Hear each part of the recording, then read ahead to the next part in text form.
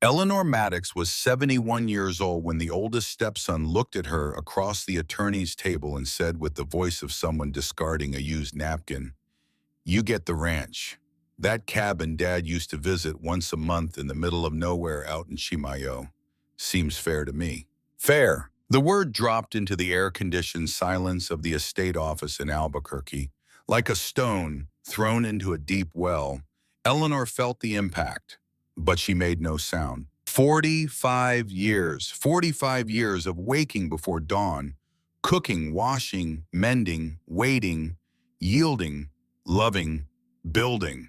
And what remained for her was the thing nobody wanted. On the other side of the table, Derek Craig and Sharon, the three children, Walter Maddox had brought from a previous marriage, had already done their math before their father's body finished cooling. The condo in Albuquerque, valued at $480,000, would go to the three of them in equal shares. The investment accounts, roughly $45,000 in mutual funds and bonds, split the same way. The silver Suburban that Walter drove on Sundays would go to Sharon, who always needed a better car. For the woman who had lived beside that man for nearly half a century, there remained a ranch in Chimayó that they themselves described with twisted mouths. A cabin with termites in the beams and brush up to your knees that Dad visited once a month, and nobody ever understood why. Craig leaned back in his chair and grinned. Good luck with the rattlesnakes. And the three of them walked out laughing while the notary pretended not to have heard. Eleanor stayed seated in the worn leather chair for more than 3 minutes after everyone left. She looked at her hands spread flat on the table, hands that had carried children who were not hers, hands that had prepared dinners that were never thanked for, hands that had changed bandages and packed suitcases and wiped fevers from foreheads that turned away from her as soon as the fever broke. Hands that Walter held every single night before sleep, always saying the same thing in a low voice.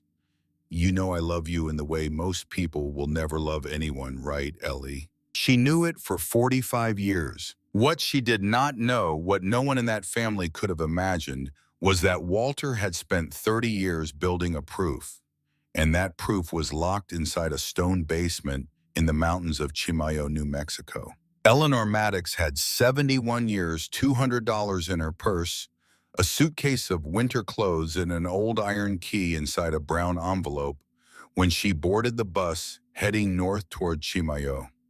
She was without hope, without plan, without anything that resembled a future. But she had the key, and the key opened the basement.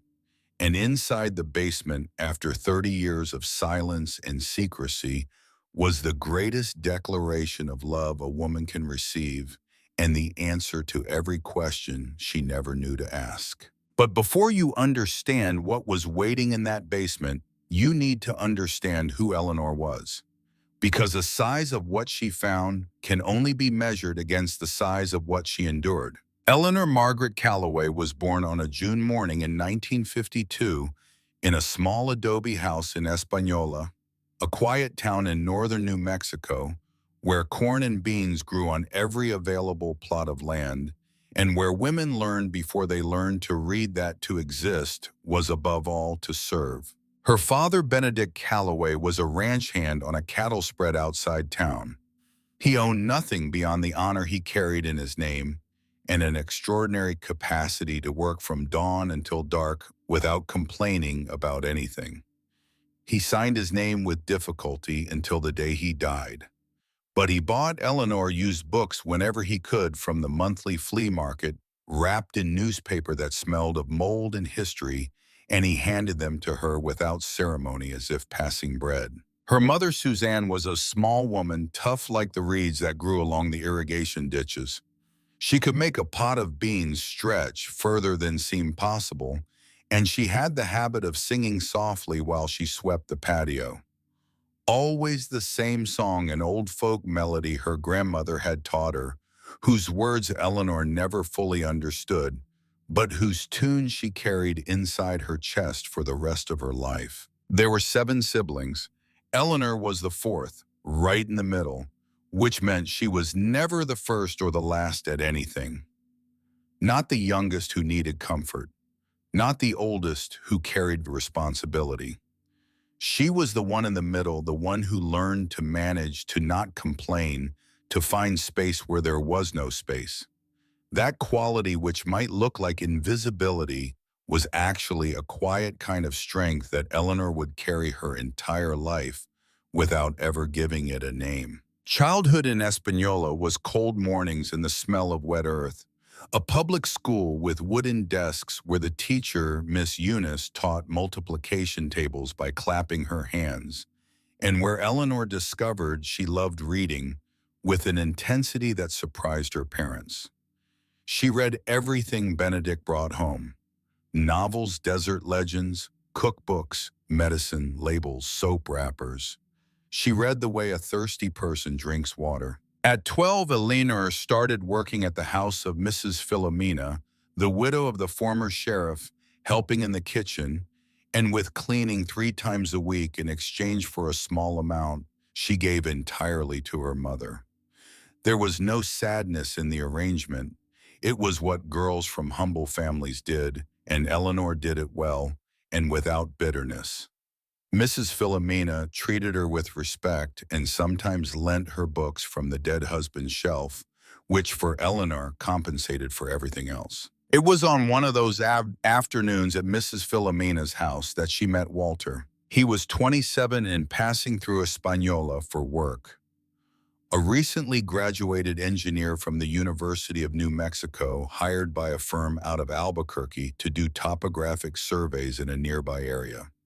He was tall, thin, wore thin-rimmed glasses, and had dark hair parted to one side with the slightly misaligned posture of someone who had spent more years among books and blueprints than among people. Mrs. Philomena was a distant relative of one of Walter's colleagues and had offered lodging and dinner while he stayed in the region. Eleanor was setting the table when he walked in. She was 18. She wore a blue dress washed so many times the color was closer to gray. She paid no special attention to the young man who entered through the door carrying a worn leather briefcase under his arm. It was Walter who stopped. Many years later, he would tell the story this way: "I walked into the room and you had your back to me, arranging the centerpiece on the table. When you turned around, I thought, that is the face I want to see every day for the rest of my life. I cannot explain it better than that." Eleanor always laughed when he told that version. "You were hungry, and I was the one about to serve dinner. Don't romanticize it, Walter." But she also knew she had felt something, a different kind of attention, a gaze that stayed longer than necessary. A conversation at dinner about Willa Cather's novels that no one in Espanola would have been able to sustain, and that Walter conducted with genuine enthusiasm when he discovered she had read the same titles. "You read Death Comes for the Archbishop?" he asked, his mouth still full of rice. The surprise in his voice was real. "Twice," she answered, and something established itself between them in that moment. It had no name, but they both recognized it. Walter stayed 10 days in Espanola, 10 days of conversations on the porch after dinner, short walks around the central plaza where the bandstand still had its original 1930 paint of books lent and opinions exchanged. On the morning of the 11th day, when the company truck came to get him, Walter asked for Eleanor's address with a formality that made her smile, and he promised to write. And he wrote every week for 8 months. Long letters on company letterhead that arrived at the post office in Espanola with the smell of fresh ink. Eleanor folded each one into quarters and kept them inside the book Mrs. Philomena had given her as a farewell gift. She answered with the same regularity on plain paper bought at the stationery shop. And she later learned that Walter kept her letters in a shoebox that sat on his desk for 40 years. In the 9th month, Walter drove personally to Espanola to formally ask Benedict for permission to court his daughter. Benedict received him in the front room with his oldest son standing beside him with the gravity of a man who knows this moment matters. Walter wore a suit, He was not particularly comfortable in the suit, but he was there. Benedict asked the questions that needed asking. "I, Mr. Yanni, had asking," Walter answered without looking away. Permission was granted with a firm handshake and Benedict's simple absolute instruction. "She is a good woman. Treat her with respect." Walter treated her with respect. For 45 years, he treated her. The wedding was held in February of 1975 in the small church in Española. The pews were full of people from town. The cake was 3 tiers made by Suzanne herself over the course of 2 days, decorated with paper flowers in pink and white. Eleanor wore the white dress that Suzanne had sewn over 3 weeks with lace on the sleeves that came from a grandmother's dress kept in a cedar trunk for decades. Walter, seeing her at the entrance of the church, removed his glasses, cleaned the lenses with the handkerchief from his breast pocket, and put them back on, as if he needed to make sure he was seeing correctly. Then he said in a voice so low only she could hear, "My God, Ellie." She laughed. She laughed through a good portion of the ceremony in a way the priest found unusual, but the guests found contagious. What did not appear at the celebration, what was left for the first days of marriage to uncover together, was that Walter came to this union carrying a complicated history. He had been married before at 26 to a woman named Janet, who came from a well-off family in Albuquerque. The polished version that circulated was simply that it did not work out. The less polished version, which Walter told Eleanor during their second week of marriage, because he believed she deserved to know, was that Janet had abandoned their 3 children when she decided married life was not what she wanted and left for Sedona, with a musician leaving no forwarding address. Derek was 6, Craig was 4, Sharon was 2. Walter had been left alone with 3 small children, no real support network, trying to reconcile his engineering work with the daily demands of raising them. He had spent 2 years in a state of exhaustion and quiet desperation that he described without shame but without drama. Eleanor listened to all of this on a night of light rain, sitting on the bed of the rented apartment that would be their first home. And when he finished, she said only one thing. "Where are they right now?" The children were in a group care arrangement in the city, looked after by an aunt of Walter's, who had taken on the task with goodwill, but who made clear in every phone call that the situation was temporary. Eleanor made her decision that same night. "Bring them here," she said. "It is not right for those kids to stay with someone who does not want them." Walter looked at her for a long moment. "Do you know what you are saying? There are 3 of them. The youngest is 2 years old." "I know how to count," Eleanor answered. And there was in that answer a firmness that closed the conversation. The children arrived in March of 1975, 3 weeks after the wedding. Derek was 7, suspicious and silent. Craig was 5, restless and difficult. Sharon was 3 and cried at night, calling for a mother who was no longer there. Eleanor received them with a clean room pressed, sheets, hot food, and a patience that was not performance. It was genuine. It was hers. It was the way Suzanne had raised her without ever naming that virtue. She never formally adopted the 3. Janet never signed the necessary papers, and Walter never managed to locate her for that purpose. But in practice, in the daily life of that household, Eleanor was the only mother those children had from that point on, who took them to the doctor when they were sick, who went to parent-teacher conferences, who stayed up when they had fevers, who taught Sharon to read, who helped Craig with his multiplication tables, who talked to Derek when the quiet boy started having nightmares and did not know how to say it. She never expected gratitude. She did not do it for gratitude. She did it because they were children who needed someone, and she was a responsible adult, and that was enough for her. The years that followed were years of slow construction. Walter was a competent and methodical engineer who advanced at his company through merit and discipline. Eleanor cared for the house and the children with the same precision Walter brought to his blueprints. They lived in a 2-bedroom apartment in the South Valley that became a larger one in Nob Hill when Walter was promoted. Then came the condo on Rio Grande Boulevard, the largest of all, which was the family home for more than 20 years. Eleanor did not work outside the house during those years, not for lack of ability or desire, but because with 3 children who were not biologically hers and a husband who traveled frequently for work, there was simply no way. She was the one who held everything together, and she held it with competence, with affection, with a domestic organization that made the household run like a clock. Walter recognized what she did. He told his friends at company dinners, where such things are said, that without the woman at home he would never have gotten where he got. And he said it with a conviction that was not social protocol, but truth he believed. He brought flowers without occasion. He left notes in the kitchen. He remembered the day they met with a precision for dates that embarrassed Eleanor, who sometimes confused whether it had been a Thursday or a Friday. But there was one thing Walter did that Eleanor could never fully understand, no matter how she tried. Once a month, almost without fail, Walter took the car on a Friday afternoon and came back Sunday night. He said he was going to the ranch to take care of some things. You know how it is, Ellie. Eleanor did not know how it was, but she learned early that asking did not produce satisfying answers.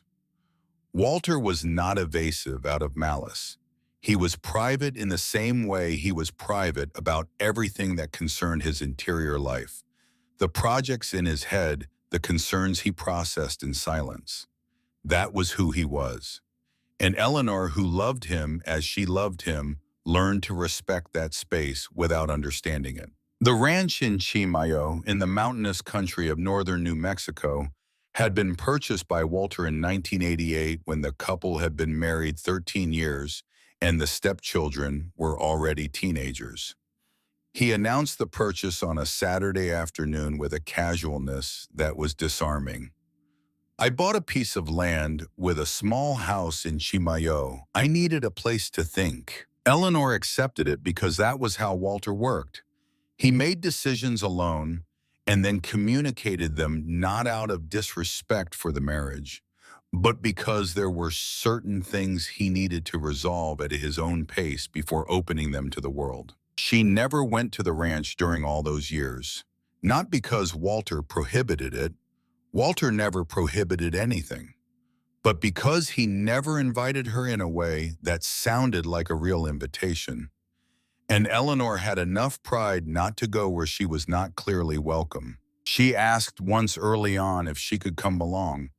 Walter went quiet for a moment and said, "Not yet, Ellie. It is not ready yet." She asked what was not ready. He smiled in that way that was only his, a way that involved the corners of his eyes before his mouth, and said, "You will understand when the time comes." Eleanor waited. The time never seemed to come. Sharon was 12 years old when she fell off her bicycle on the way to school and broke her right arm. The school called. Walter was on a work trip in Tucson. Eleanor drove to the hospital, one of the rare times she got behind the wheel because she hated driving. She sat in the emergency room for 4 hours. Sharon was in pain, crying, gripping Eleanor's hand with her good one, saying through tears, "Do not leave, Ellie. Please do not leave." "I am not going anywhere, sweetheart," Eleanor said. That night, Sharon slept in Eleanor's bed. Her casted arm propped on a pillow Eleanor arranged, and Eleanor lay awake beside her, listening to the child's breathing even out.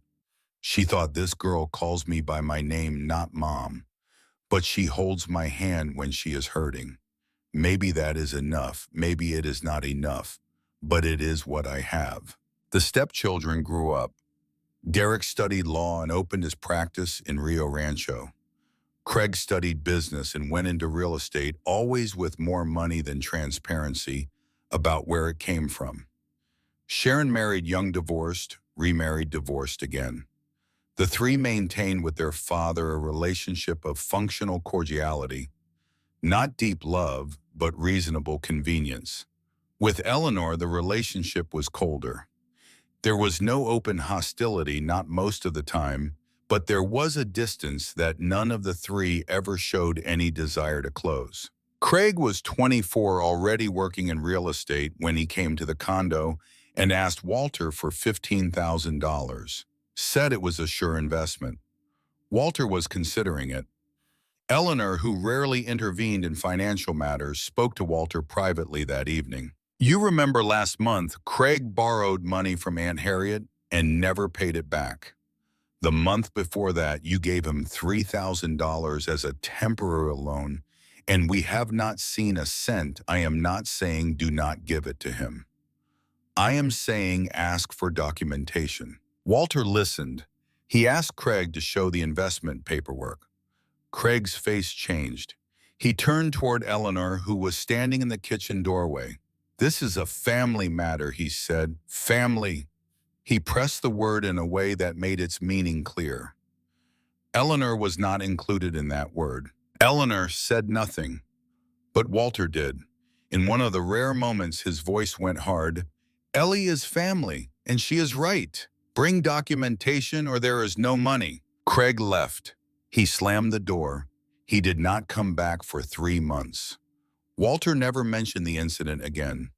But from that day forward, he showed Eleanor every major financial transaction before making a decision. There was a particular Thanksgiving around 2003 when the 3 stepchildren had returned to the house with their respective partners and 2 small grandchildren.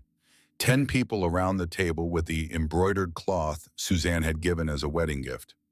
Derek, by then a successful attorney, spent most of the meal on his phone, speaking in a low voice that was not low enough to be private, but not loud enough to be social. Eleanor said gently, Derek, your father wants everyone at the table together. Derek set his phone down. He looked at her with the evaluating gaze of someone deciding how much authority to grant the person in front of him. Then he said loud enough for the entire table to hear, Mrs. Eleanor, I respect you, but you are not my mother. Please do not tell me what to do. The table went silent. Walter's hand moved, but Eleanor spoke first. I am not speaking as your mother. I am speaking as the person who cooked this meal for 6 hours. The phone can wait. Derek did not respond, but he put the phone away. Under the table, Walter's hand found Eleanor's and held it tight. He said nothing. He did not need to. But Eleanor felt in that grip both gratitude and something else. Guilt. The guilt of a man who knew he should have said what his wife just said and who had not. There was a 30th wedding anniversary in 2005 that Walter had planned in secret for months, resulting in a surprise trip to Santa Fe. 4 days in a colonial house with a balcony overlooking the narrow streets, dinner every night at a corner table with candles and wine that Eleanor knew by name while Walter chose by the prettiest label. He had written a note that was on the pillow when she turned down the bed the first night. 30 years and I still get nervous when you walk into the room.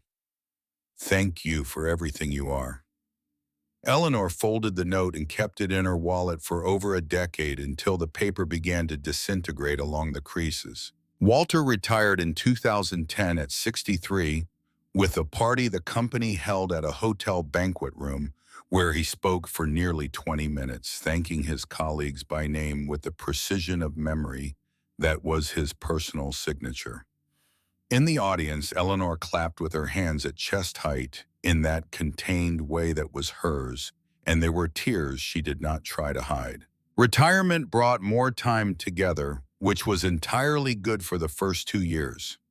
Morning walks around the neighborhood, long meals with the radio on, afternoons reading in the same room, each with their own book, not needing constant conversation to feel accompanied.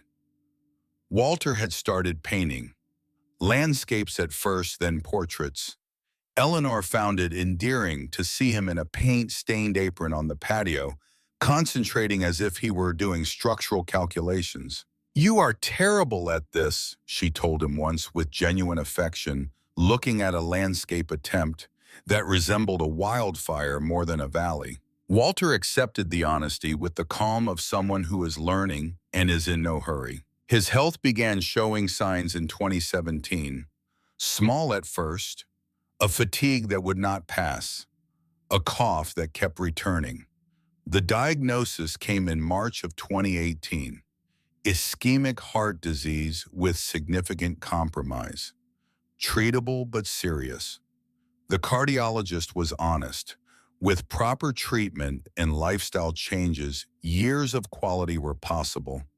Without proper treatment, they were not. Walter treated it, and during the 3 years that followed, he continued going to the ranch once a month with a regularity that increased rather than decreased.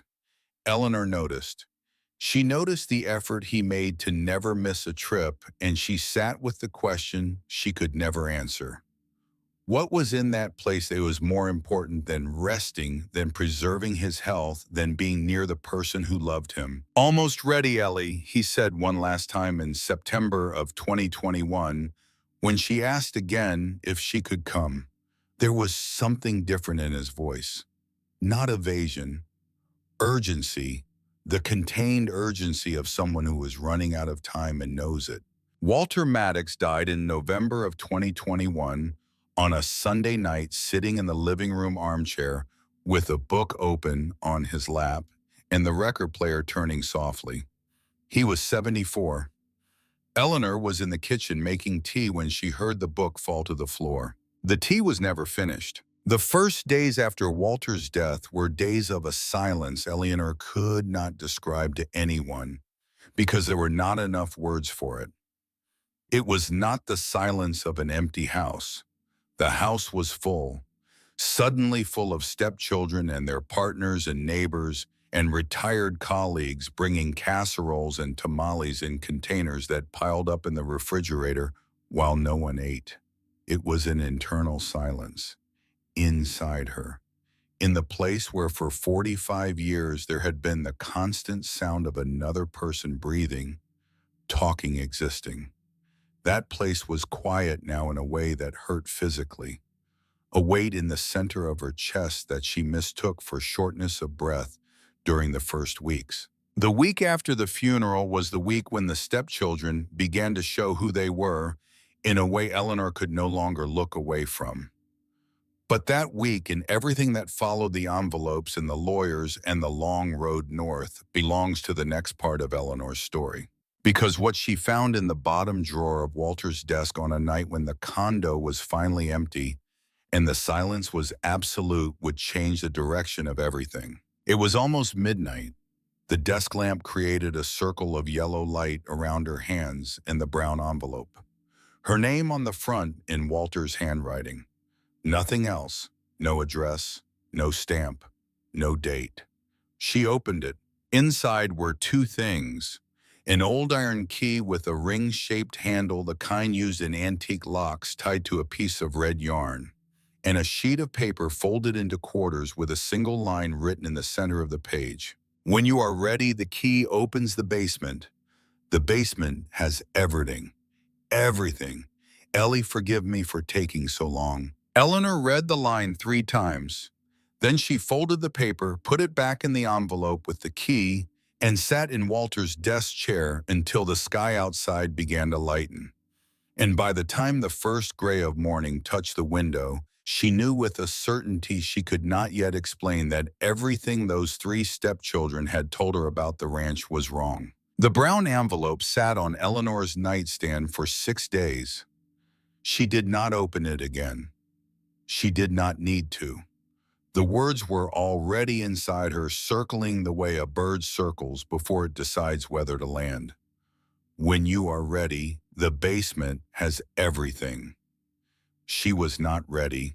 She was still in the stage of grief where mornings arrived too early and the hours between waking and nightfall stretched like a road with no visible end. But the world outside her grief was not waiting. On Monday, Derek returned to the condo. He was not alone. The woman who walked in behind him was perhaps 55, blonde hair pulled into a tight bun, heels clicking on the hardwood floor with the confidence of someone accustomed to entering rooms she had not been invited to. She carried a leather portfolio under her arm and extended her hand with a smile that had been practiced in front of mirrors. Mrs. Maddox, I am Margaret Pruitt. I work with Derek on estate matters. I wanted to express my condolences personally, and if you are comfortable, walk you through some standard paperwork related to the estate distribution. Eleanor looked at the hand. She shook it. She offered coffee. Margaret declined. Derek stood near the window with his arms crossed, watching. Margaret opened the portfolio on the dining table and began placing documents in a row with the precision of someone dealing cards. These are quite straightforward, she said.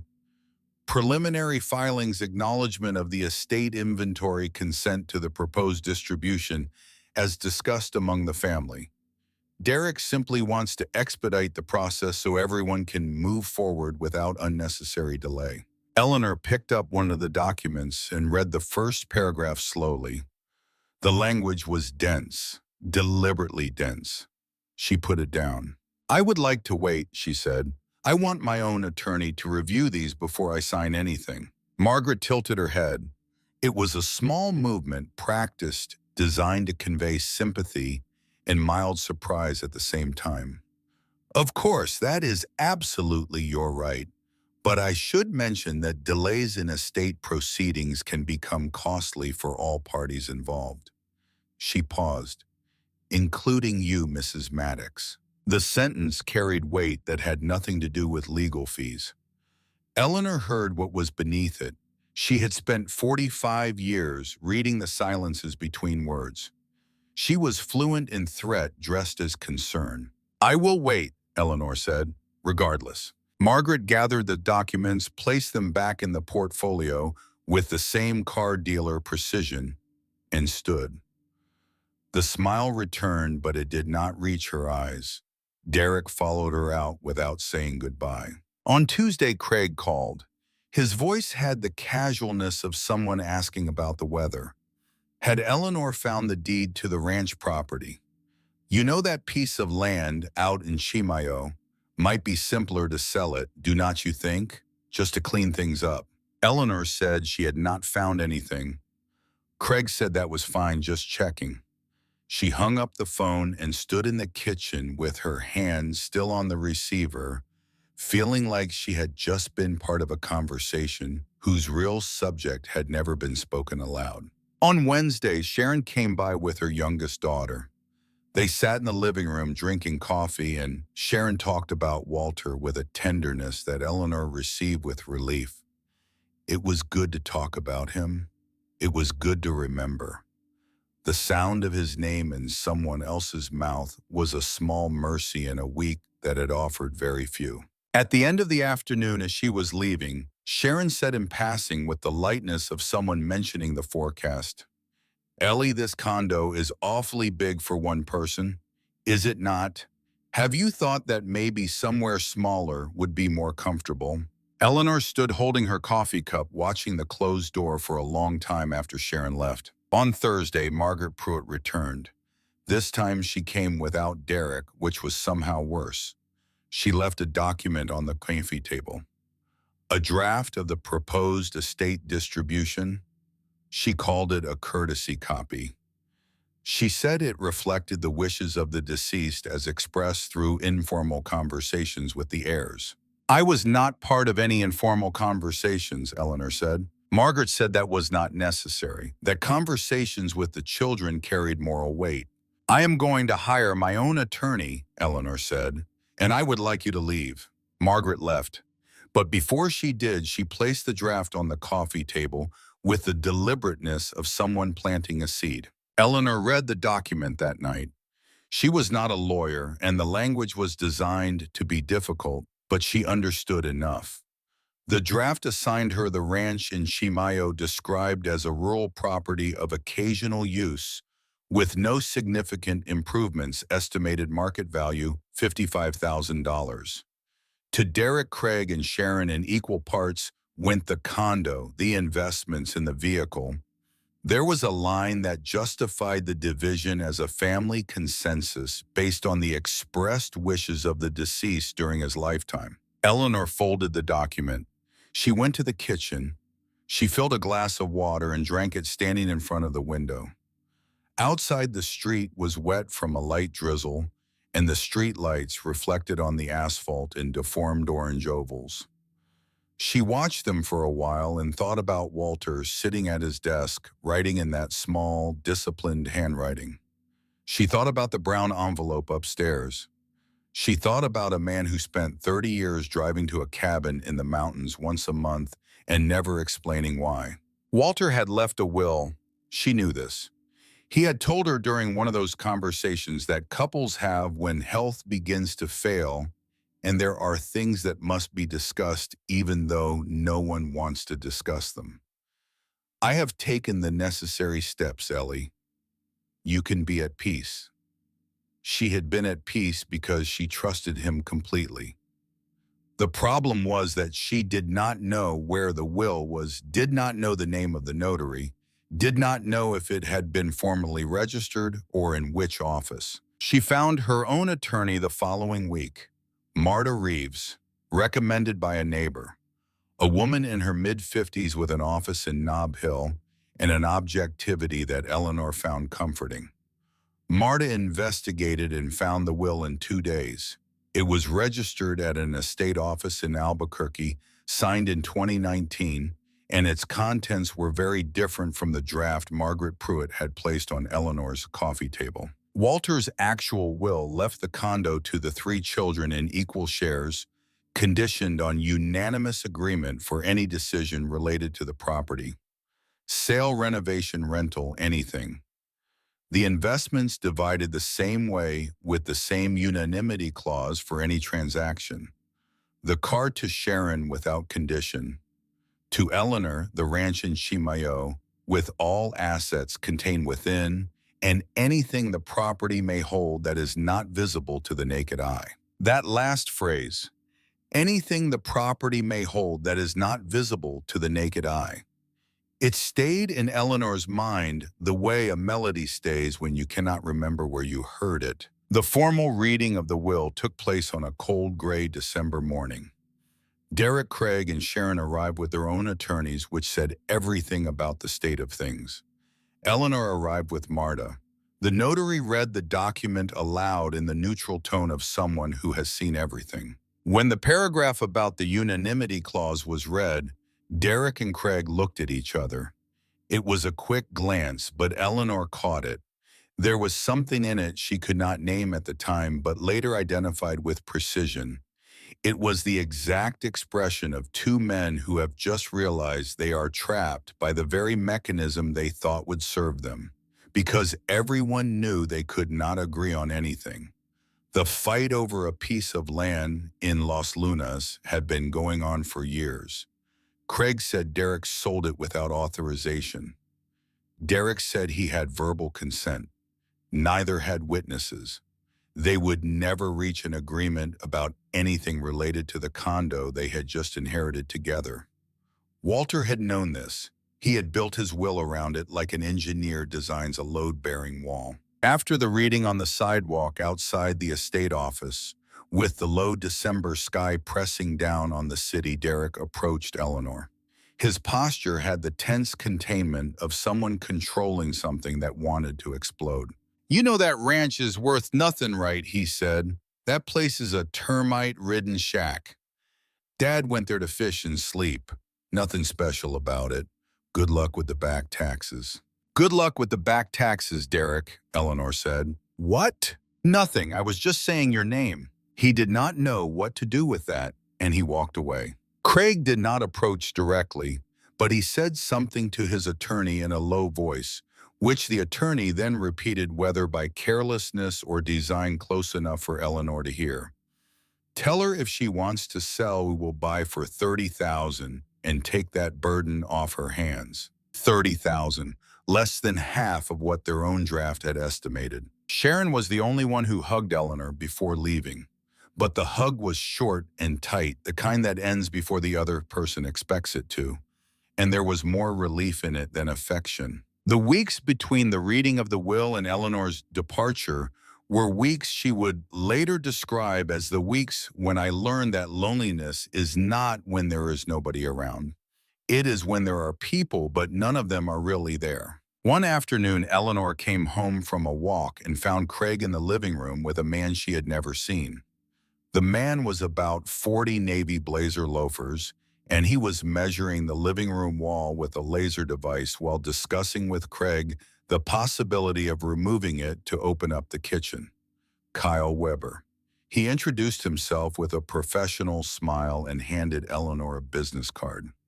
Mrs. Maddox, if you ever need an assessment on any property, including that ranch out in Chimayó, please do not hesitate to call. Complimentary evaluation. Eleanor took the card. She looked at Kyle Weber with an expression he would remember later, though he would not be able to describe exactly what was in it. "Thank you," she said. "I will not be needing that."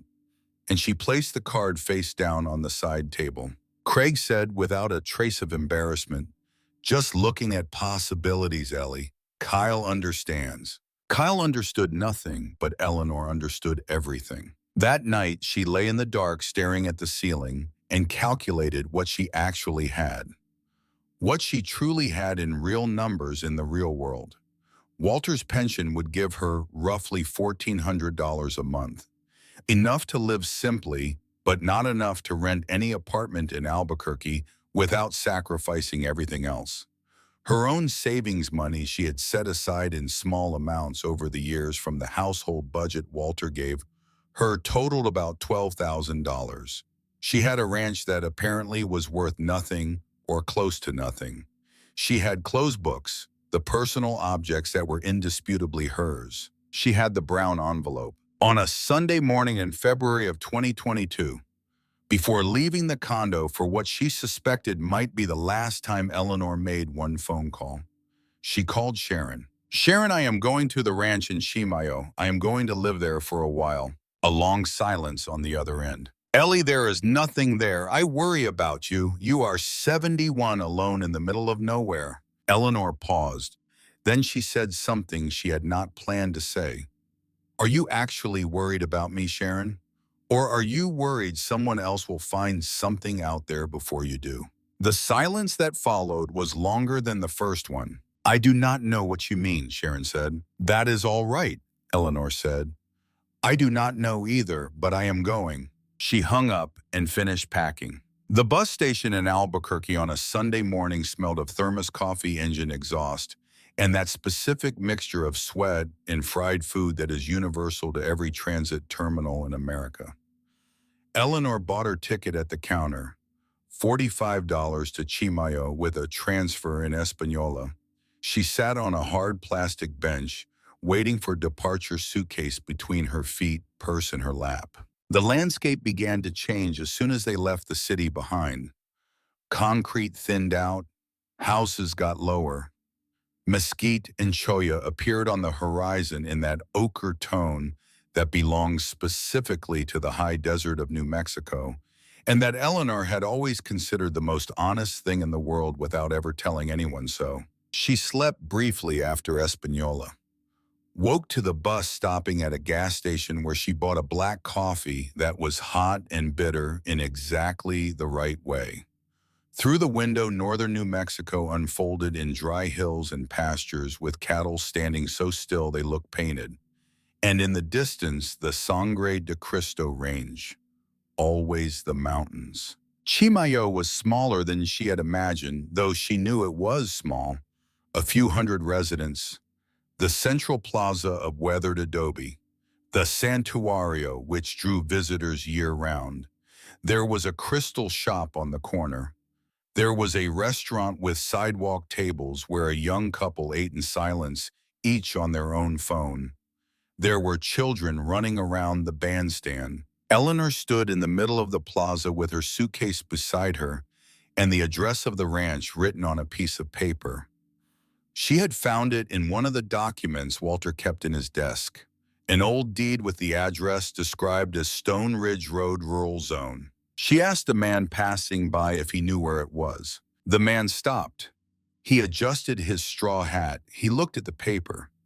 He was about 70, lean and dark with the expression of someone who evaluates before deciding. "Stone Ridge Road," he said. "Yes, I know it. About 2 miles from here. Dirt road. You planning to walk?" "I do not have a car," Eleanor said. The man considered. "Wait here." He walked to a pickup truck parked in the corner of the plaza and came back with keys in his hand. "I will take you. It is more or less on my way. Please do not trouble yourself." "It is not trouble. It is what you do." The simplicity of the statement hit Eleanor in a place she had not expected. It sounded like her father. His name was Gerald Whitehorse. He drove her along the dirt road that left the town past a small chapel he called the Chapel of the Purissima, past stretches of scrub brush with cholla in bloom that colored the fading afternoon with an intensity that seemed exaggerated by design. The truck climbed and descended the hills with the familiarity of someone who knew every pothole. "You know anyone out here?" Gerald asked. "I inherited a ranch," Eleanor said, "from my husband." Gerald was quiet for a moment. "What was his name?" Walter Maddox." The truck slowed slightly. "Mr. Maddox," Gerald said slowly, the way someone says a name they have been expecting to hear. "From Stone Ridge Road. Yes, I knew him by sight. Came every month. Quiet man, polite. Bought bread at Rose's Bakery every time he arrived." He stopped the truck in front of a weathered wooden gate between two adobe pillars. "This is it." Eleanor looked at the gate. A chain was wrapped around it without a padlock. The stone pillars were tall, with dark green lichen growing in the joints. Beyond the gate, a wide dirt path lined with tall grass that was not exactly wild. There was something cared for about it, a width that suggested it had been cleared not long ago. At the end of the path, partially visible through the trees, the roof of a structure. "Good luck," Gerald said. He waited with the natural patience of someone who does not leave until he is sure things are all right. Eleanor got out, took her suitcase, walked to the gate, removed the chain with hands that did not tremble but wanted to. She pushed the aged wood, which opened with a creak that cut through the silence of the afternoon. She turned back to Gerald and nodded, a nod of thanks that said more than words could. He returned the gesture, started the engine, and drove slowly back down the dirt road. Eleanor stood alone before the path that led to Walter's house. She breathed deeply the cool mountain air and began to walk. The house appeared at the end of the path the way certain truths appear, slowly. First, the roof of old clay tile darkened by time and lichen, with a straight ridge line that spoke of construction meant to last. No tile missing, no sagging. Then the walls as the dirt path curved gently between the trees. Adobe, the local stone that builders in this region had used for centuries, stone that had the property of looking like part of the landscape rather than imposed upon it. The walls were thick, nearly 2 feet, with mortar joints that in some places had been recently redone. Someone had been maintaining this house. Someone had cared for these walls not long ago. 2 windows on the main facade, wooden frames painted a deep iron blue that had once been vivid and had aged into something more honest. The front door was solid wood, wide, with an old surface-mounted lock of the same vintage as the key in the brown envelope. But there was a second lock below it, modern, a deadbolt. And there was a white envelope taped to the wood beside the door. Her name on the front. Walter's handwriting. Eleanor stood before the door with her suitcase beside her, and the late afternoon sun entering sideways through the trees, making every grain of mica in the adobe walls glitter faintly. She opened the white envelope. Inside was a modern key, the one for the new deadbolt, and 3 lines. "The new lock opens with this key. The old key is for the basement entrance in the kitchen floor. D, who lives up the road, knows everything. Everything. She has been waiting for you. I love you, Ellie." The new lock opened without resistance. The heavy door swung inward, slowly yielding its weight with a smoothness that surprised her.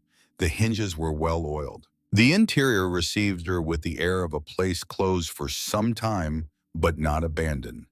The smell was cold stone and dry wood, and beneath it all, very faintly, the smell of oil paint. She saw the living room first. Wood plank floor darkened at the seams but intact. Bare stone walls. A wooden table with 2 chairs and a candle holder with white candles that had been used but not finished. A hand-woven rug in the center with the diamond pattern of local artisans. The kitchen was at the back, separated by a half-wall of stone that served as a counter. A 4-burner stove that was too new for the house.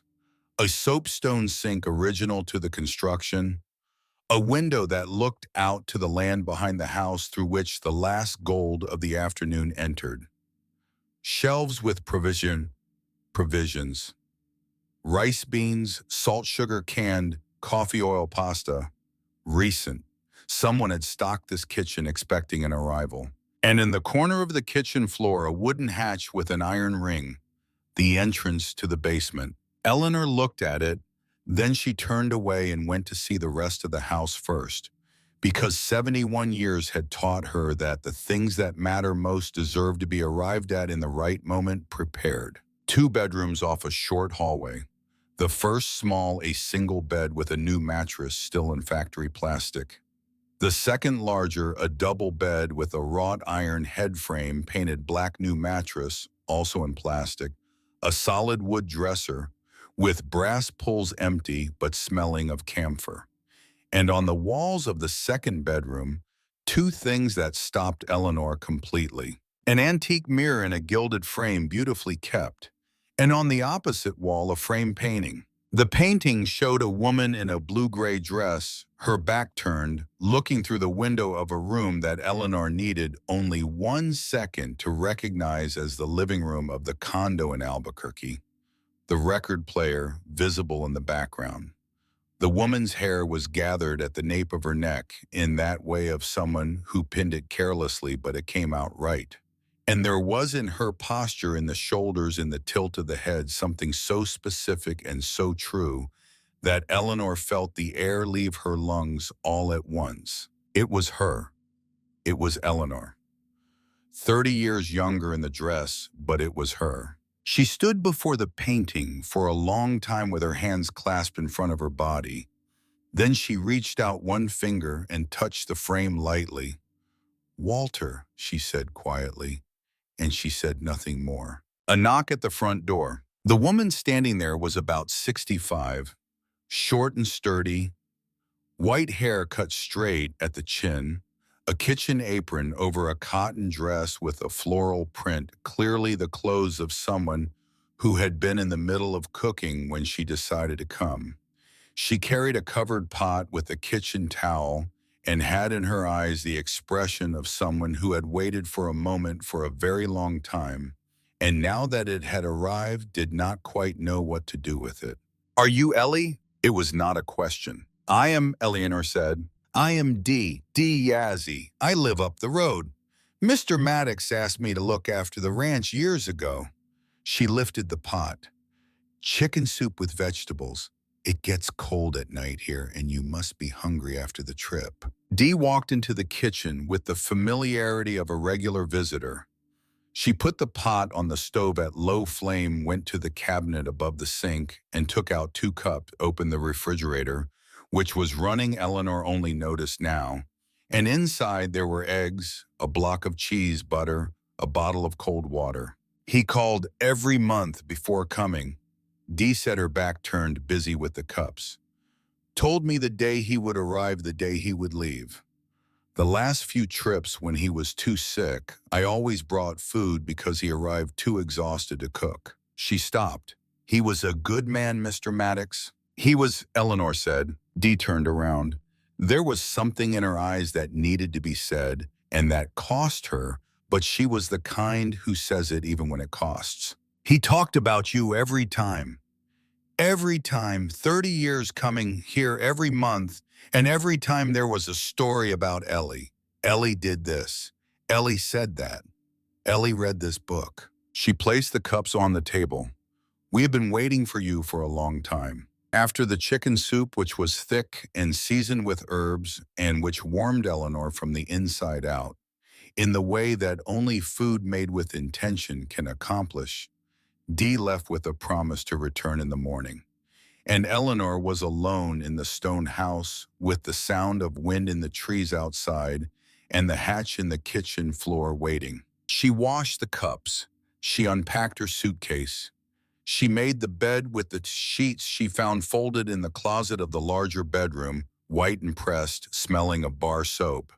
And then she returned to the kitchen, knelt on the stone floor beside the hatch, and took the old iron key from the brown envelope. The key entered the lock with the perfection of an object made for that exact purpose. It turned. The hatch opened. A wooden staircase descended into darkness. From below rose air that was cool and clean and that smelled of paint, of varnish, and of something Eleanor took 1 second to identify. It was the same faint oil paint smell she had noticed when she first entered the house. But here at this opening, it was intense and alive and unmistakable. She went down. At the bottom of the stairs, her hand found a switch on the stone wall. She flipped it. The light came on, and Eleanor saw the basement was roughly 26 feet long by 20 feet wide. The walls were bare stone, but here they were covered, completely covered, from knee height nearly to the ceiling. Paintings of every size, in simple wooden frames that Walter had made himself, as she would later learn, each one with a small paper label pinned to the lower right corner, with a date and a title written by hand.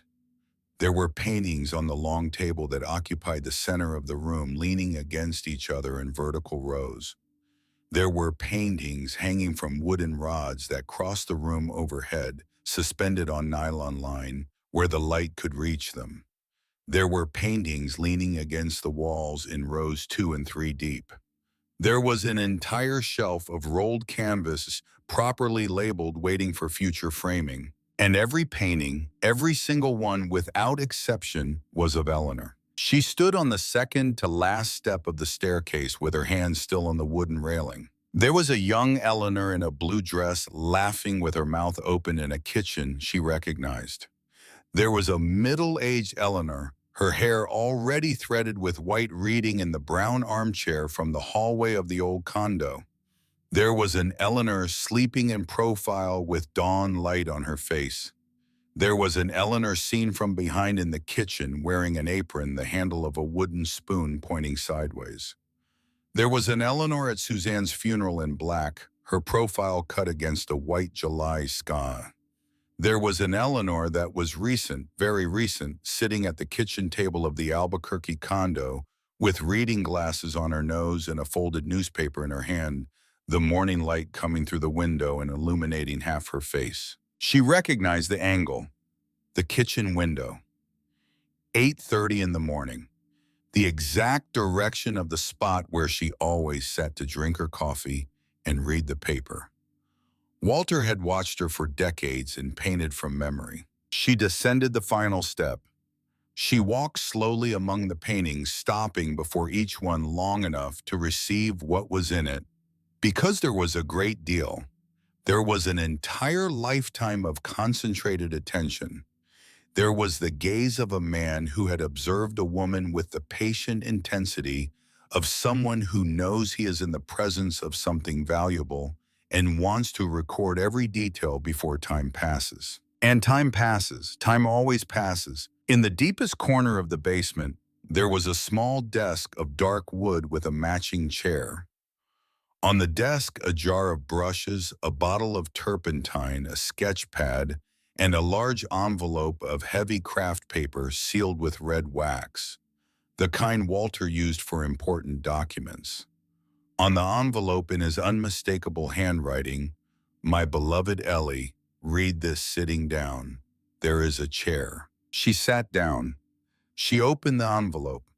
18 pages, handwritten on quality stationery. The small, disciplined lettering of a man who had spent his professional life producing precise technical drawings. The letters grew slightly larger in the passages where emotion pressed against the pen. The letter told her everything. It told her about the children and his regret. It told her about the studio and why he kept it secret. It told her about Tom Brennan, the art dealer friend who had seen the basement 15 years earlier and said the collection was worth serious money. It told her about the will and why he designed it the way he did, giving the children what they wanted with a condition he knew would paralyze them.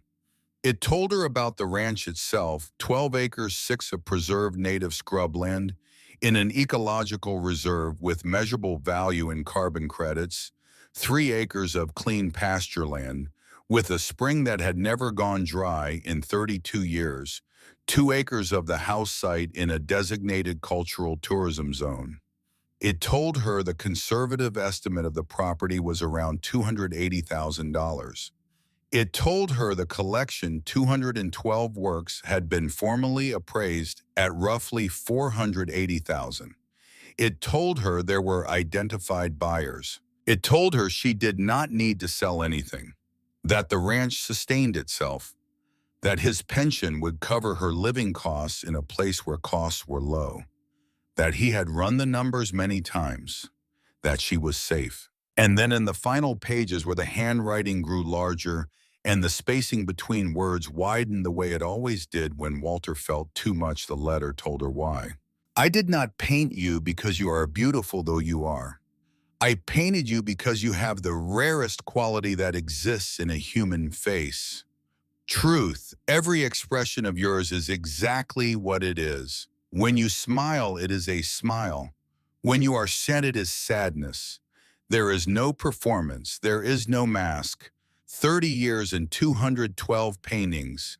And each one is different because you are always you in every moment. And that being always you is the most extraordinary thing I have ever witnessed. The letter ended with thanks for 45 years, for staying, for saying bring them here on a rainy night in 1975, for every dinner, for every night, for being the person she was. And then a final paragraph.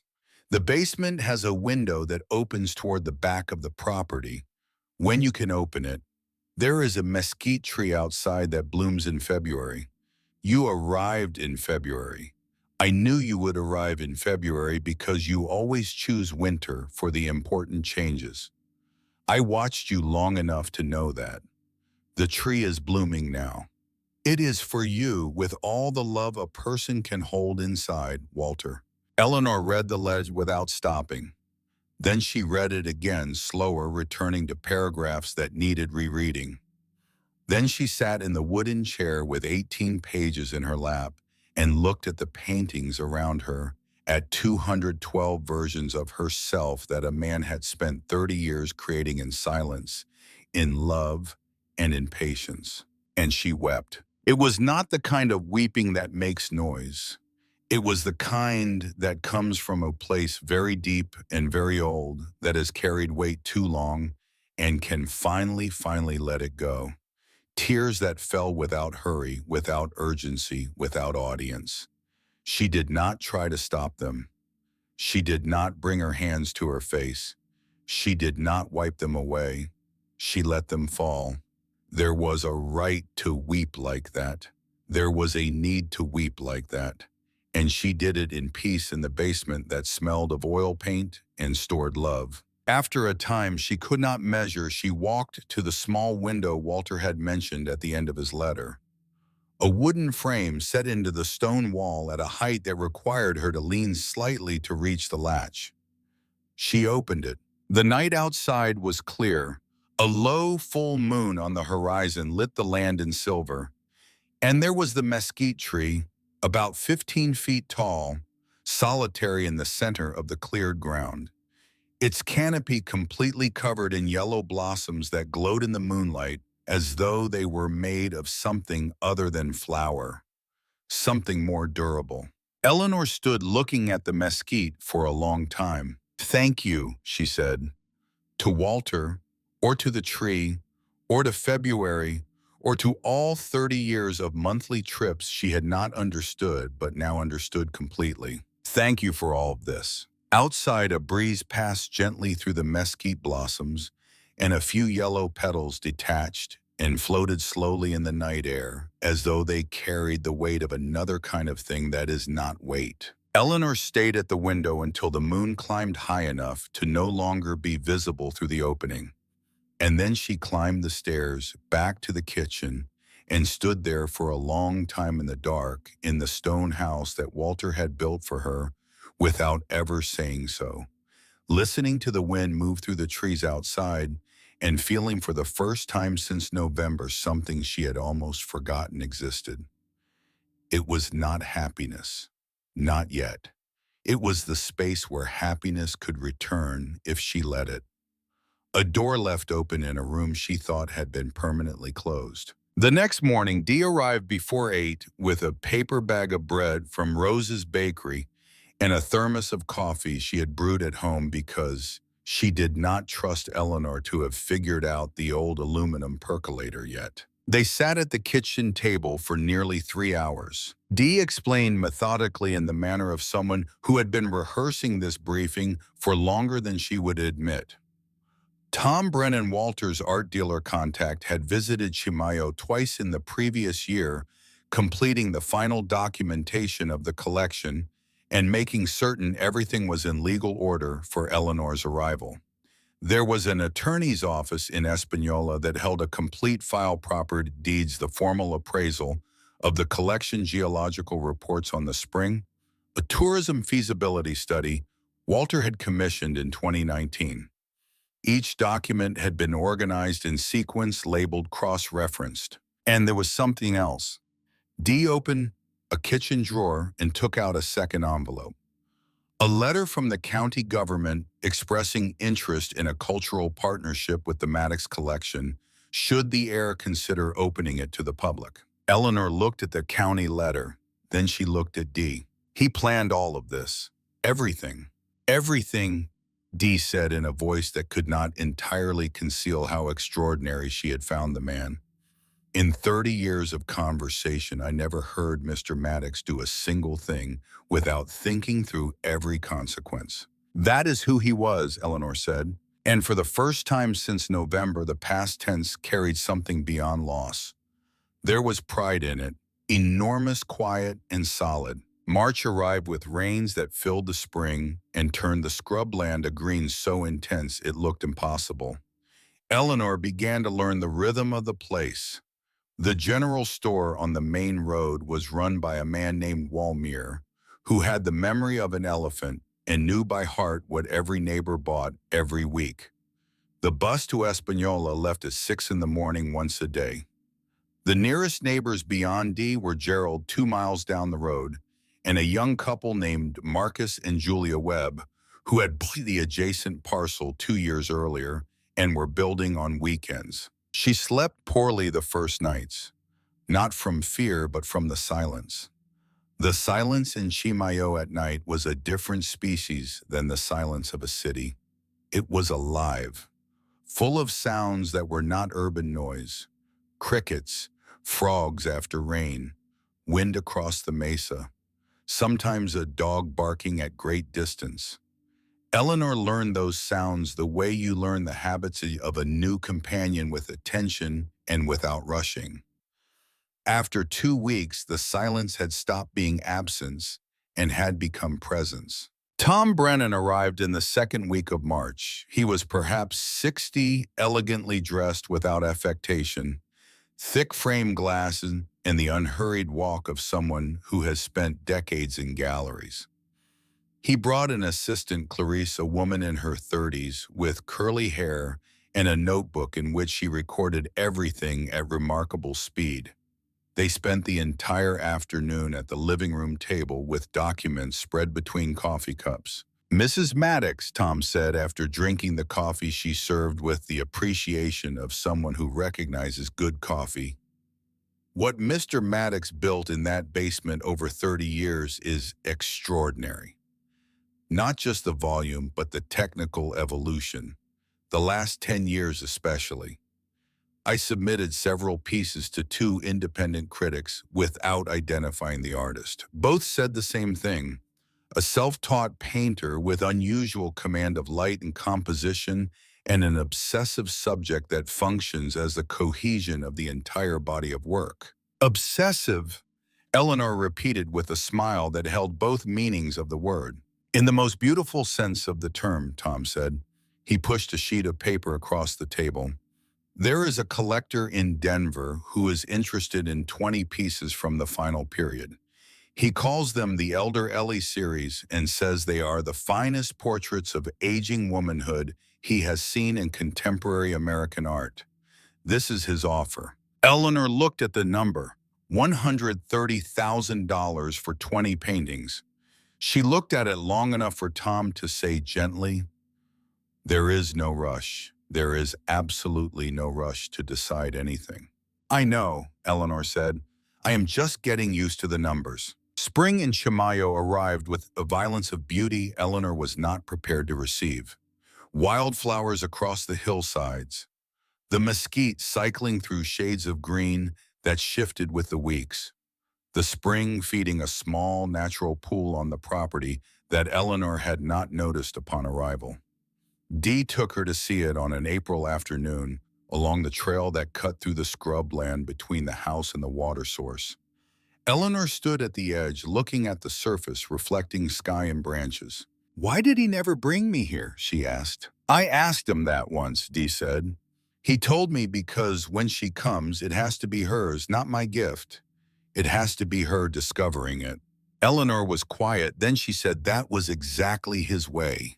It was on an evening in April that the friendship between Eleanor and Dee changed into something different from neighborly kindness. They were sitting on the back porch, blankets around their shoulders, tea going cold in their hands. The Sangre de Cristo Mountains were visible as dark shapes against a sky full of stars. They had been quiet for a while when Dee spoke in a voice lower than usual, closer than usual. "My husband died 12 years ago. Lung cancer. He never smoked a day in his life. Everyone kept asking, did he smoke, as if there had to be a reason, as if someone had to be at fault." Eleanor did not speak. She waited. "I am still angry. 12 years and I am still angry. Not at him, at the question, at people needing an explanation. Sometimes things just happen. Sometimes good people, and there is no satisfying reason." Eleanor looked at Dee in the starlight. "I am not angry," she said. "I want to be. Some nights I lie there and think anger would be easier. Angry at Walter for keeping a secret for 30 years. Angry at the stepchildren for all of it. But anger does not come. There is only missing, and missing does not leave room for anger." Dee turned to look at Eleanor, and in her eyes something shifted. It was the moment when a relationship crosses from one category into another without ceremony.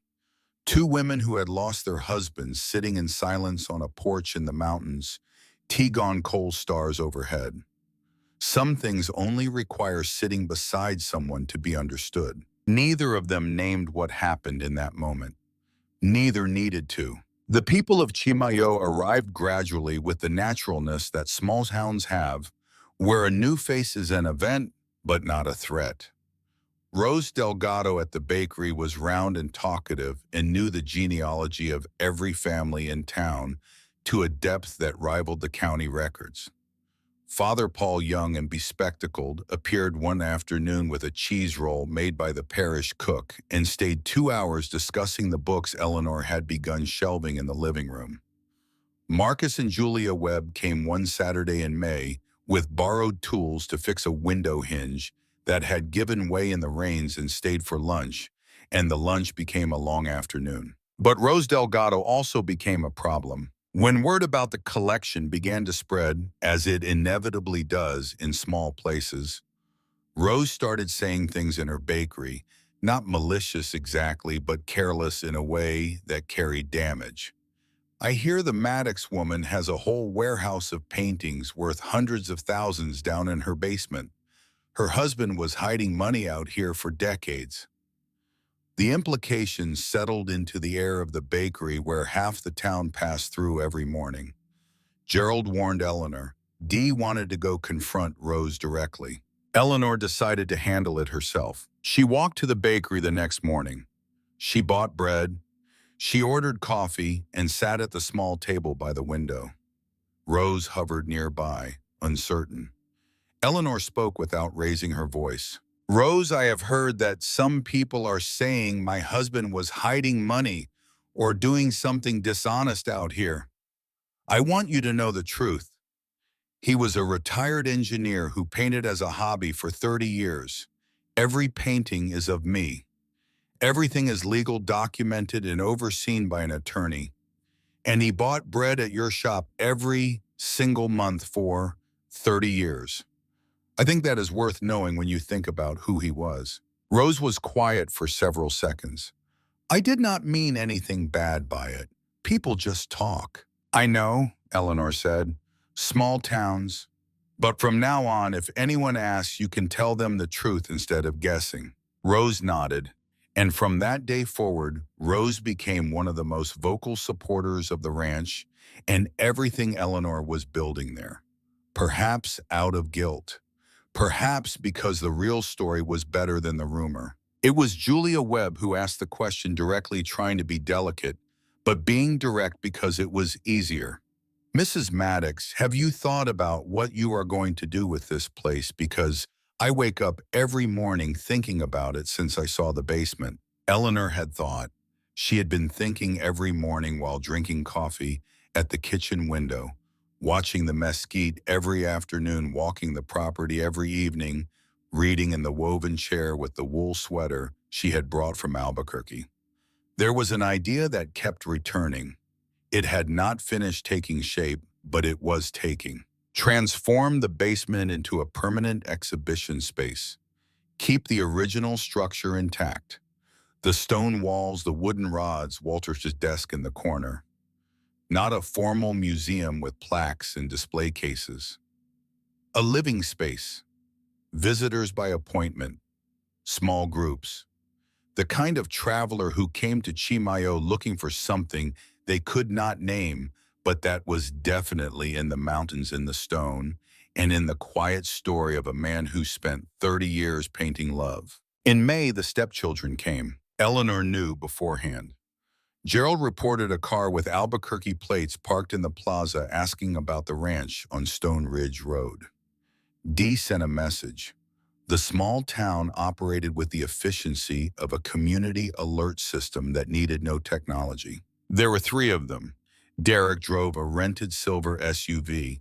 Craig sat in the passenger seat with his arm out the window. Sharon was in the back with the expression of someone not entirely convinced this was a good idea. Eleanor watched them arrive through the living room window.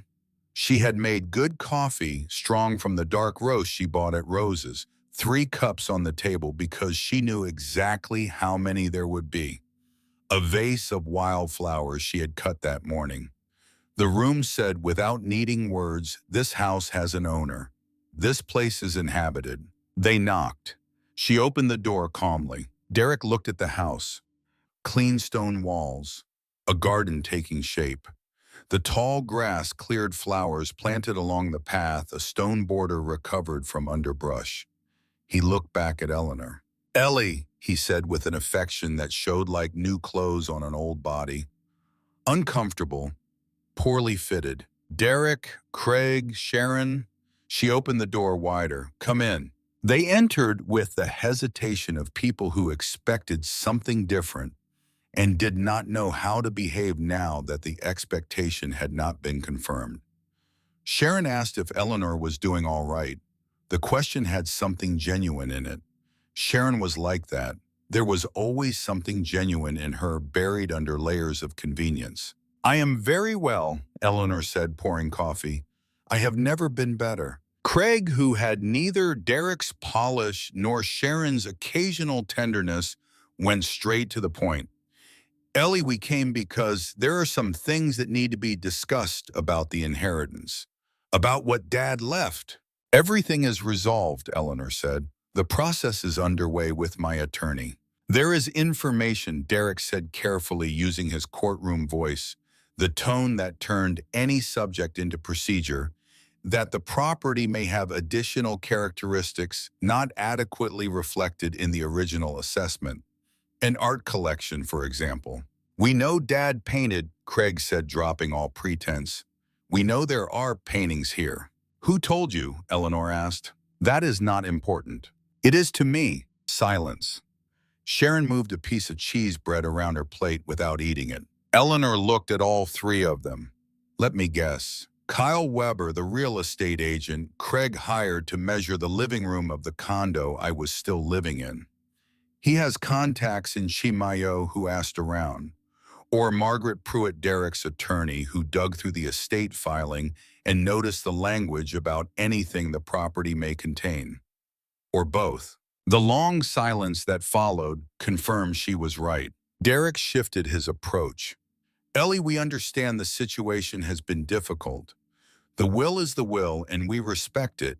But if there is a collection here with value, that collection is family patrimony, not just yours. Eleanor looked at him for a quiet moment. Then she spoke. Her voice did not change. It was the same voice it always was. But there was something in it that made all three of them go still. Derek, I am going to tell you something your father wrote, and you need to hear it. He wrote that he was leaving me the ranch with all assets contained within, and anything the property may hold that is not visible to the naked eye. That sentence is in the registered will. You already have an attorney. Your attorney has already read the will. She paused. You also know what the unanimity clause means for the condo. You are here because you need money. You cannot sell the condo because you cannot agree. The investments are frozen for the same reason. You came here to see if I would yield something, share something, give something up. She looked at each of them, one at a time. I took care of each one of you, washed your clothes, cooked your meals, went to your parent-teacher conferences, stayed up when you were sick, not because of legal obligation, because you were children who needed someone and I was there. I never asked for thanks. I never needed thanks.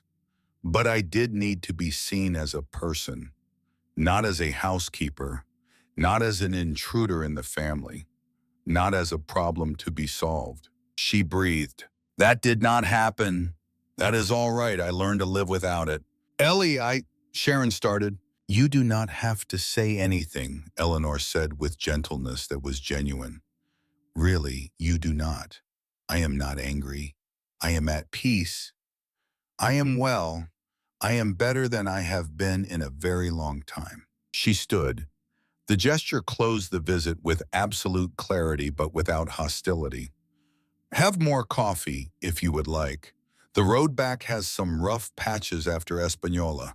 Leave before dark. Derek looked at her for a moment in which several things passed across his face in quick succession. Calculation, recognition, something that might have been shame or might have been frustration, and it was difficult to tell which. Then he stood. Craig followed without another word. Sharon stayed one moment longer. She looked at Eleanor. I am sorry, Ellie, not for today, for everything. Her eyes were red.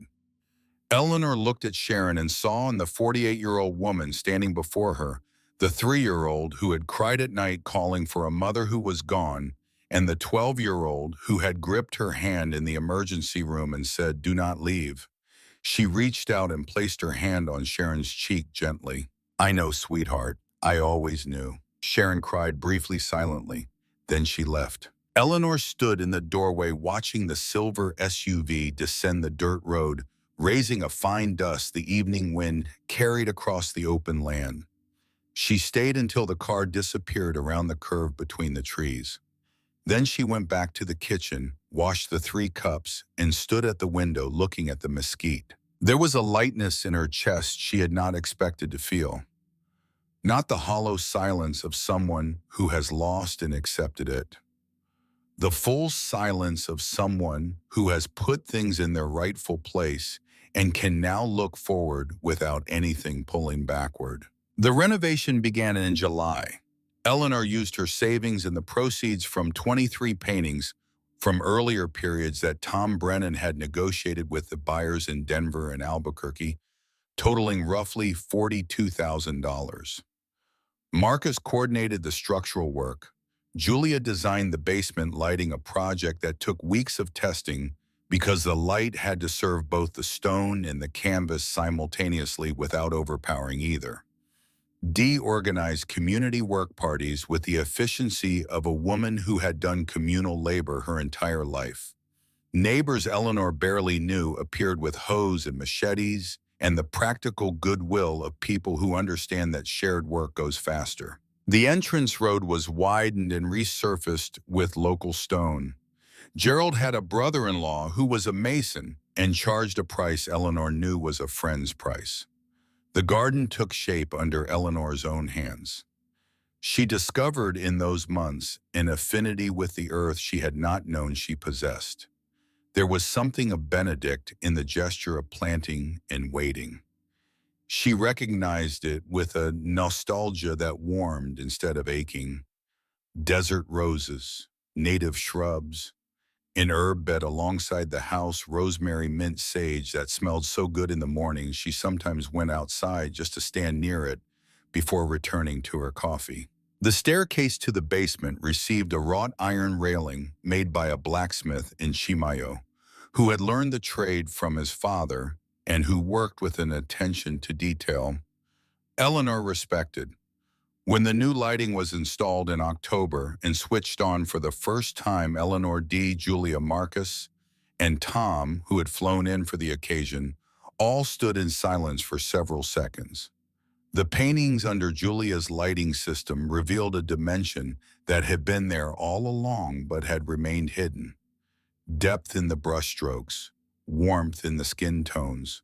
The way light fell differently on each version of Eleanor's face depending on the time of day Walter had been remembering. "Walter," Tom said quietly with the seriousness of a professional encountering something that surpasses expectation. This man had real talent. In December, the attorney in Española called Eleanor in for a meeting regarding an additional document that had instructions to be opened 6 months after the date of death. It was a supplemental retirement fund that Walter had established in 2015 in her name, with monthly contributions over 6 years, which had matured to a value of approximately $55,000. The attorney also delivered a short letter, 1 page this time. "Ellie, if you are reading this, you have been living in Chimayó for at least 6 months, which means you stayed. I knew you would stay. This money is for whatever you need that I could not foresee. A renovation, a trip you have wanted your whole life, a book you want to publish, or absolutely nothing if you prefer to keep it. There are no instructions, only trust. I always trusted you more than anything.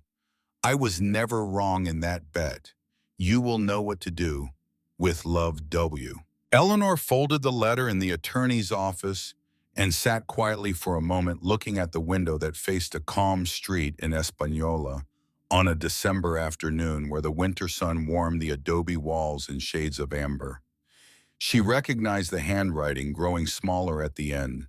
She knew what that meant. "Mrs. Maddox," the attorney said, gently giving her space. "I am fine," she said, and there was in the answer a fullness she recognized as new. Not the kind of happiness that shouts, the kind that settles, that stays, that does not need witnesses. In January of 2023, Tom Brennan introduced Eleanor to Lorraine Kessler. Lorraine was 68, a former colleague of Walter's at the engineering firm, someone who had worked alongside him on projects for 15 years. She flew to Chimayó at Tom's invitation because she wanted to see the basement. They walked through the collection together. Lorraine stopped frequently, leaning close to examine brushwork, stepping back to take in the composition of each piece. When they reached the most recent paintings, the ones Tom's Denver collector called the Elder Ellie series, Lorraine stood very still in front of the portrait of Eleanor, reading the newspaper in morning light. That is exactly her, Lorraine said to Tom, not realizing Eleanor was standing behind them. Every detail. Walter had the most extraordinary visual memory of anyone I have ever known. Then Lorraine turned and saw Eleanor. She did not apologize for talking about her in the third person.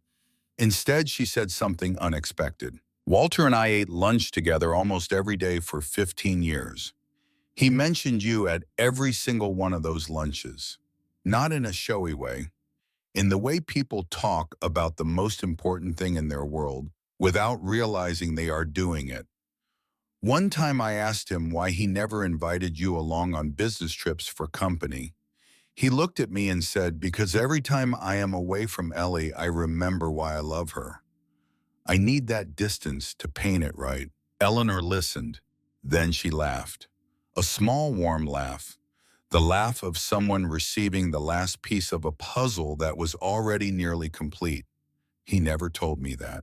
Of course not, Lorraine said. He was the kind who said things with actions, not words. The inauguration took place in November of 2022, exactly 1 year after Walter's death.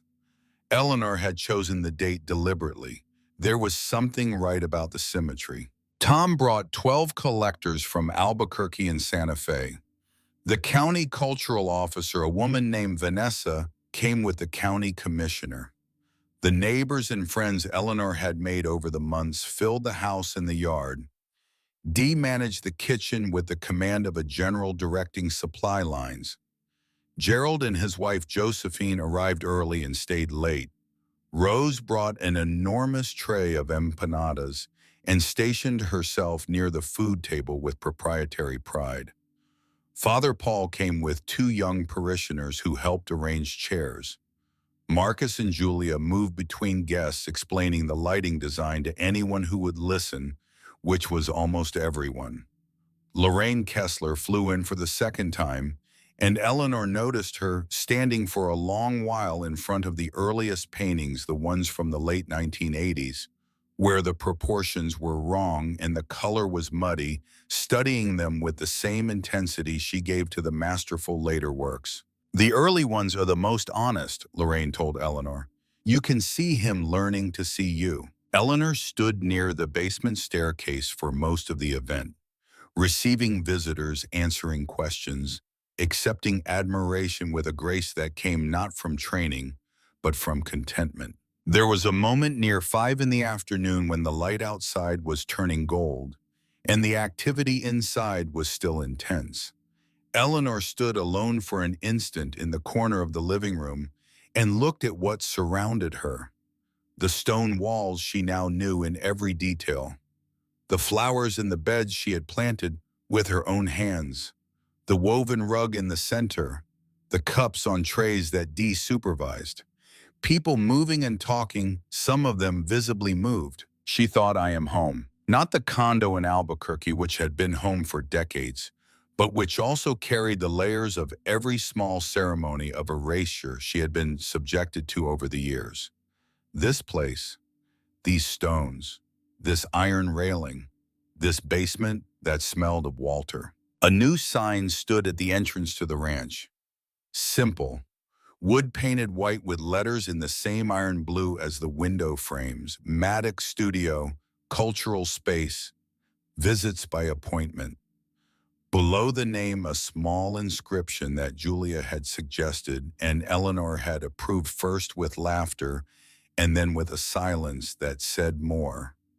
Art made in love, kept in silence, found in its own time. In January, a handwritten letter arrived in a white envelope.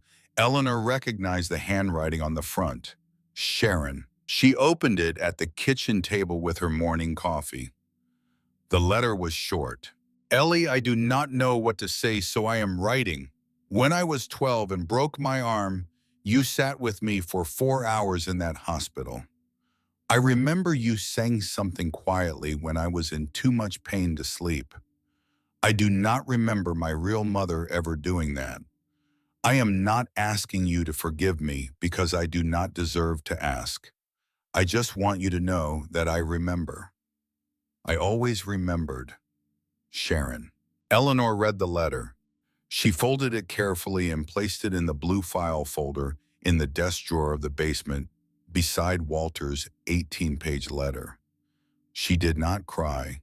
She only nodded once gently. The gesture of someone receiving something they had waited for very long, arriving late but arriving. In the blue folder alongside all the documents Walter had left, there were now others that belonged to Eleanor. Contracts with art buyers, a partnership agreement with the county for the cultural tourism program, a contract with Marcus for phase 2 of the renovation, which would include 2 small guest bungalows near the spring for visitors who wanted to stay more than a day. There was a new hardcover notebook she had started in January in which she recorded every detail of every visit: who came, from where, what they said. It was a habit that had begun without intention of becoming a habit, but had become the way she kept the place alive in memory. She had learned from Walter that the things that matter deserved to be recorded. Dee appeared nearly every day, no longer as caretaker, but as friend. The kind of friendship that is born between women of a certain age when both have reached the point where there is no longer energy to pretend to be something you are not. They drank coffee together. They embroidered, sometimes a habit of Dee's that Eleanor had begun learning. The initial resistance dissolved when she discovered that embroidery was similar to reading in a fundamental way. It required attention and quiet, and the result was something that had not existed before. They walked to the spring when the weather allowed. They talked about everything and nothing the way real friends do. Gerald had taught Eleanor to identify the plants of the scrubland, the names, the properties, the bloom seasons. It was knowledge he had from memory, learned from his father, who learned it from his father, passed down with the informality of wisdom that does not need books because it already lives in the body. Eleanor wrote it all in her notebook. There was a running joke between them that had started one afternoon when she did not know the name of a flower, and he said with the dry, gentle humor that was his, "With all respect, Mrs. Maddox, you are a new resident." And she had answered, "Every new resident learns if someone has the patience."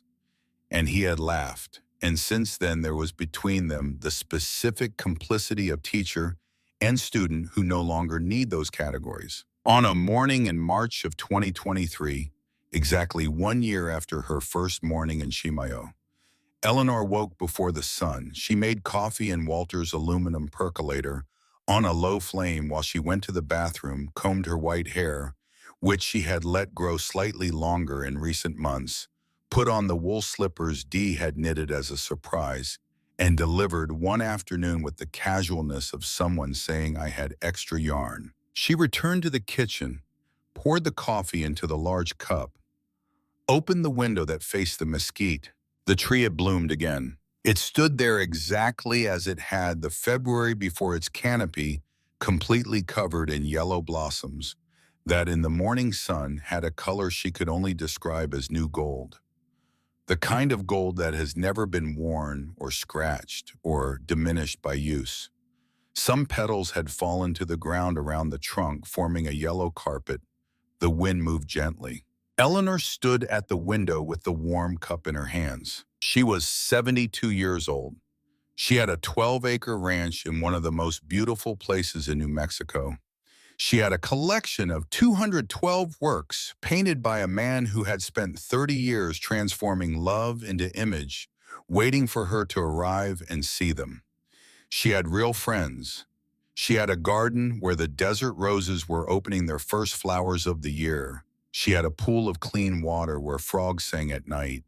She had a mesquite tree that would bloom every February faithfully, the way a kept promise returns. She had, for the first time in 72 years, a place that was completely hers. The woman the Stepchildren had discarded with a shack in the brush and a joke about rattlesnakes was standing at the kitchen window with a cup of coffee and the March sun warming her hands, looking at the mesquite in bloom and smiling with the kind of smile that does not need an audience. There is still time, for the love you did not know was being kept for you, for the home you did not know was waiting, for the woman who did not know she was free, for the life that can finally in fullness and in peace begin.